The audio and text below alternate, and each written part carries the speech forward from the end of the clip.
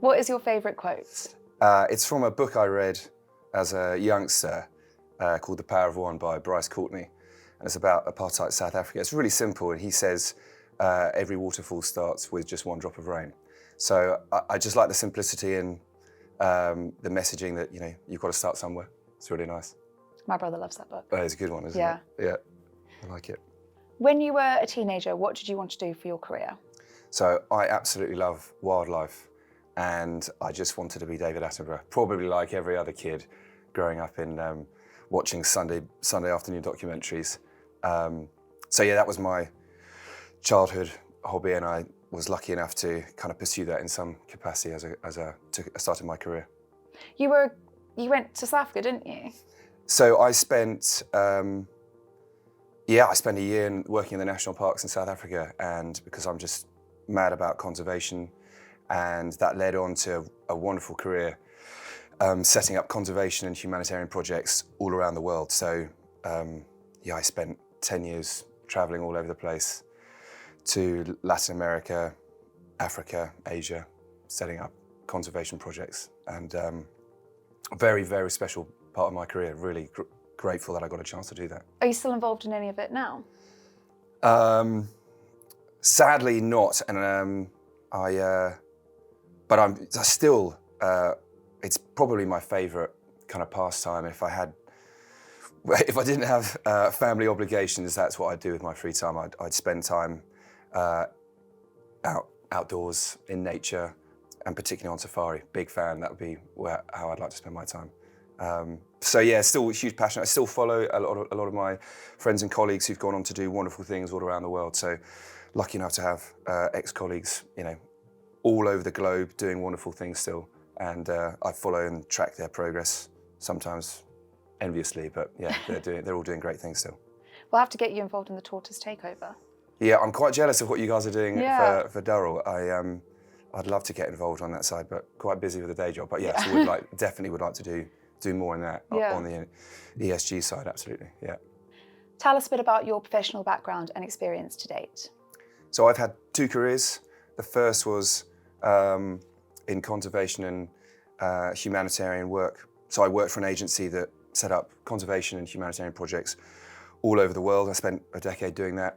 And then I returned to Guernsey over a decade ago and started my second chapter, which is in consulting. So I've been fortunate enough to work for a small boutique management consulting firm and a Big 4 firm, and now it's C5. So I've had 2 parts to my career, and just non-stop learning is probably the key message there. And there are elements of both that, whilst they're very, very different, I think you're always looking to help people and clients and communities. I think is the central theme, is just helping people with whatever their challenges might be. So yeah, very grateful for the career to date, and it's been very varied, which is, I guess, a lot of fun. What made you make the change? Just growing up and family and getting a bit more serious. And unfortunately, the real reason was around 2012 financial crisis. One of the things that happened was that people stopped taking luxury or stopped doing so much of the luxury stuff. So holidays tended to go first, and of course non-essential travel. So these programs are not cheap. So paying volunteers go out to support these communities and projects. And I think there was a downturn, and as a consequence of that, they changed the way the business ran, and I found myself back in Guernsey, where that industry doesn't really exist. And I really wanted to leverage a lot of the things I'd done for that business over the last 10 years. It was a small but very dynamic business and company. So we had involvement from quite an early stage in my career in the boardroom and strategy discussions. So I wanted to leverage all those skills and apply them in Guernsey, hence my move into consultancy. What do you enjoy most about your role? Everything we do at C5 is, particularly in my role, is just so varied. So as managing director, it could be business development, it could be doing client work, it could be managing the team, running events. I mean, it's just so broad, and that's part of the appeal and the attraction. I think the other thing is we offer so much at C5, and I have touch points across both the C5, so the technology arm of BDO Jersey, but also our owners, BDO Jersey, and the member firms that we're part of. So there's so much, and I think where we have a real differentiator is that we're part of this bigger organisation. So as well as technology, we can offer advisory. We've got the audit and tax and assurance arms, and then we're part of BDO Global and the BDO member firms. So there's so many ways we can help our clients, and it's the difficulty is pulling all those strands together and making sure that if we're talking to a client about one particular area, we don't forget to tell them that we can support them in others. And I think that's an evolution, something that we're working on and we're working hard to do, but it's really bearing fruit for our clients and the support we can provide them. So I think, yeah, in a nutshell, extraordinarily varied. I love it. I genuinely don't know what's one day to the next what we'll be doing, but it's really exciting and lots of learning all the time. There's just new stuff happening, and client challenges change and evolve all the time, as does technology. So nothing stays the same. So it's just constantly evolving and constantly adapting to those changes. What attracts you to C5? So I've worked for a small boutique consultancy firm, and I've worked for Big Four. And the attraction with C5 was that it added a technology component. So you can still do the management consulting, you can still do the strategy and advisory work, but you can really dive into the technology. And 10 years ago, when I got into consultancy, technology was at the core of everything. You can't do a program or a project without typically some technology involvement. So the idea of having technology experts at your disposal to support teams and to support projects that you're working on was really, really compelling. So being able to marry up those disciplines, so project management, change, or business analysis, coupled with technology experts, was just too good an opportunity to pass up. So as an example, at C5, we have 4 technology practices. So we've got data and AI, we've got a managed services team and offering, we've got an applications team, and we've got a cloud and infrastructure team. So at any point in the life cycle of a transformation program or implementation of new systems, there is a team of people we can go to support on that program. So that was, I think, what was missing from some of the other opportunities and previous roles I'd had. So yeah, I jumped at the chance, and I think from a client offering, I don't think there's many people in the Channel Islands that can do that. I think we've got, end-to-end offering from advisory at the board table through to technology, strategy, design, implementation, through to build. We can project management the whole thing, and then we can hand over to a managed services team. So I think on that side, nobody offers that, and I think that was too good to pass up. So delighted to be part of that, and excited to see where it goes. What is at the top of your client agendas at the moment? I think with the economic landscape we've got at the moment, we will see, and it's just a hunch, I'm not sure, but my suspicion is that companies will try to do more with what they've got from a technology perspective. A lot of companies have already done significant transformation programs, and I think a lot of companies, ourselves included, we can do more with the technology that we've got.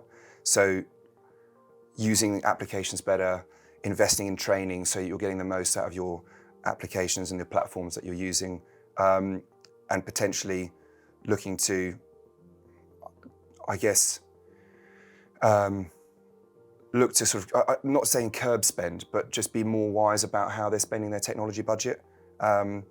So yeah, I can't say for certain, but I've got a feeling that somewhere, some of our clients and across Guernsey and Jersey, clients will be trying to be more savvy with their technology spend. It's just a hunch, but.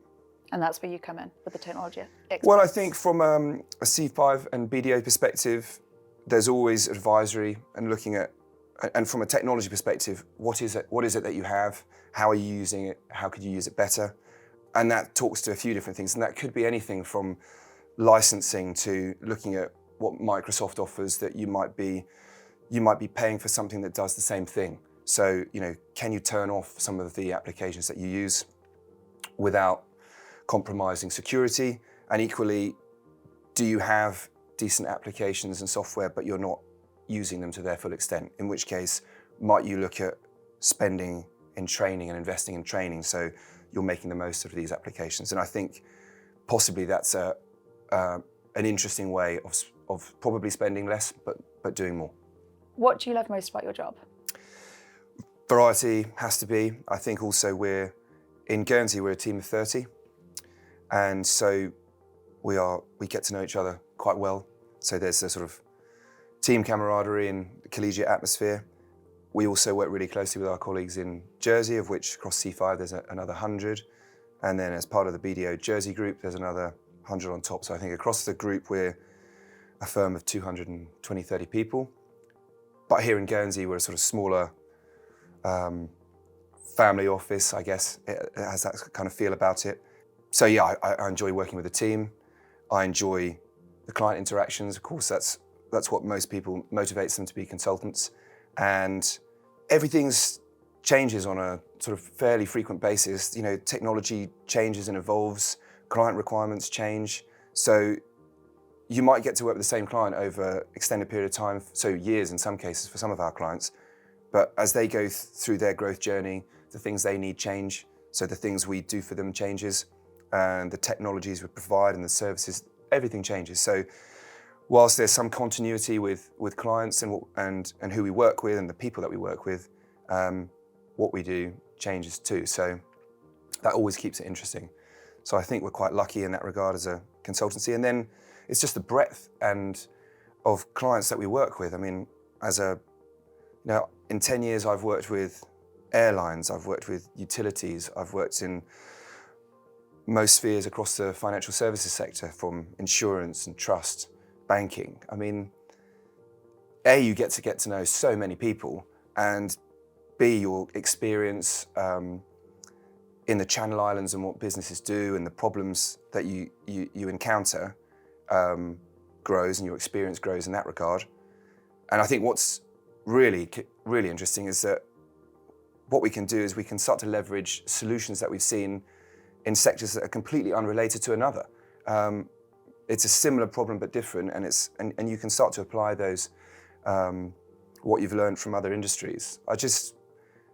The Channel Islands, whilst it's smaller than the UK, and you see a lot of people leaving the island to go and work in the UK or overseas, I do think there's an awful lot of opportunity and an immense breadth of roles and job types across the Channel Islands that you're probably not aware of. I'm certainly more aware of it now through what we do.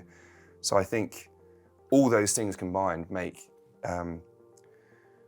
my role interesting, working for C5 interesting, and working in consulting a really fascinating place to be. Why do you think professional services is a good career for young people to consider? It's just so unbelievably varied. You can do lots of different roles in lots of different capacities. And I'll just give some examples. You could be a business analyst, you can be a project manager, a change manager. You can be in managed services. You can do level 1 and level 2 support for clients on a service desk. You can be an infrastructure engineer, a data analyst, a data engineer. I mean, the breadth and scale of the roles that exist within a technology company is far beyond what I thought it was.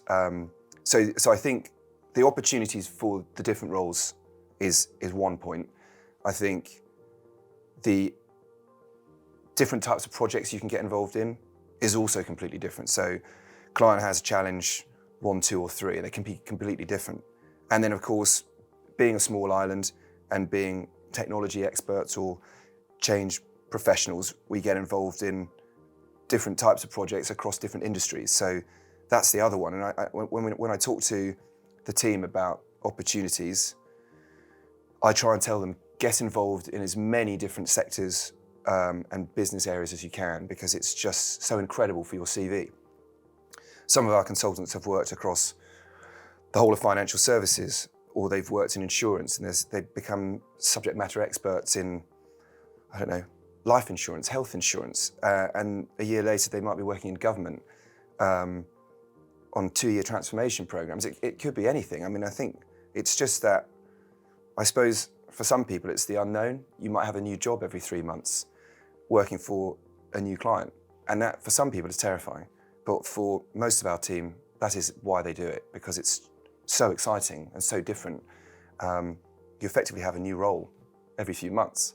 And through that, the enrichment and the learning you get is second to none. Don't get me wrong, it can be quite scary, having new clients and new challenges, but ultimately that is their skill set. They go into a business, they learn it as quickly as they can, they ask the right questions, and they begin to understand how to solve that problem, that challenge, but also leveraging what they've learned from previous projects and previous clients and previous industries, and bringing all that to bear, I think is just fascinating. And I think why we have such a high caliber of consultants within the team. When you aren't working, what is your favourite hobby?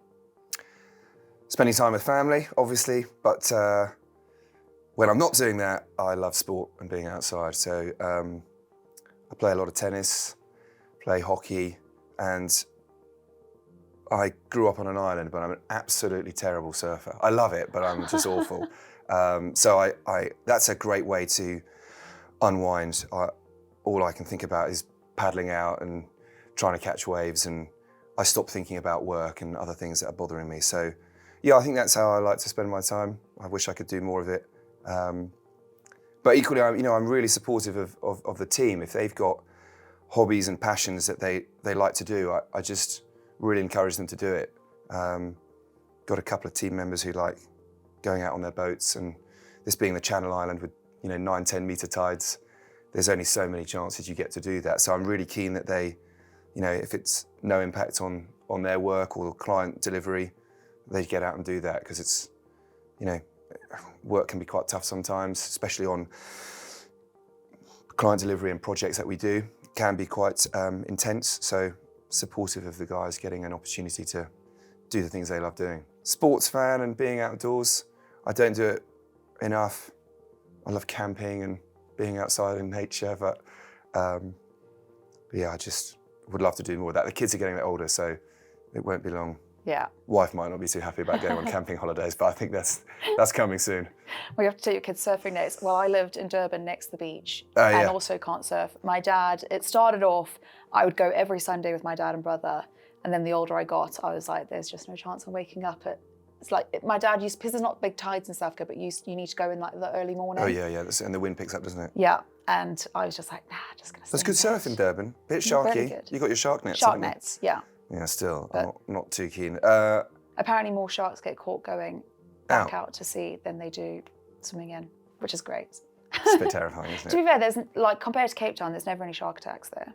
So Yeah, so I went surfing in Cape Town once at Jeffreys Bay. yeah, you see they've got like shark sirens. They and- have got sharks there, and it's this amazing surf break that I think you need to be quite good. Well, you do need to be quite good to surf it. I mean, And that's sat- where they have like all the competitions. Yeah, I sat on the shoulder waiting for someone to not catch a wave or fall off it, and in about 2 hours that never ever happened. So yeah, I mean, it's just, I wish I'd learned when I was younger. So, Yeah. but I have been out with the kids. We all caught a family wave last year. All of us on the same wave. It was really fun. That's cute. Yeah, it was good. What is on your bucket list? I've thought about the bucket list, and I thought about the things that I'd like to do, but of course, if you leave your bucket list too late, you probably can't do half the things on that list. So I'm trying to come up with a sort of annual bucket list of things that I'd like to do. So this year, I really want to play tennis on a grass court. So I've never done that before. So I'd like to do that. And then of course, there's the usual things like I'd like to go do more traveling and see more places. But I was very lucky in my early career to see, lots of places, and as I mentioned earlier, I'm a huge wildlife fan, so I've done a lot as far as across India and southern and eastern Africa, but I've never been to South America, so that's on the list. But yeah, and doing more, just simple stuff. I think it's spending more time with family and doing more sport while I can. Yeah, so I'm simple, but just make sure I do it as opposed to a bucket list that I never achieve. So yeah, I think I'll start there. I think John Gamble, someone else said that when we asked them about, a bucket list seems a bit silly because otherwise it seems like you're never going to get, it's always about waiting till you Well, I had are a going to chat. die rather than like goals for a year, like what you're saying. Well, I had a chat with an old boss when I worked at this travel and conservation firm, and there was a Wanderlust article that said, these are 100 places to see before you die, and I'd seen probably twice as many as he had, and I was like, well, why haven't you seen more of these? He's like, well, I can do most of those when I'm old or older, but the things that I want to do, I can only do when I'm in my 30s or in my 40s. So it was quite an interesting viewpoint because I'd not really thought about that before. Just tick them all off as fast as you can. And he was like, no, I can, if I do these things while my knees and body and family commitments allow, and then I can focus on those. So it sort of changed the way I look at some of these things, which is important, I think. So yeah.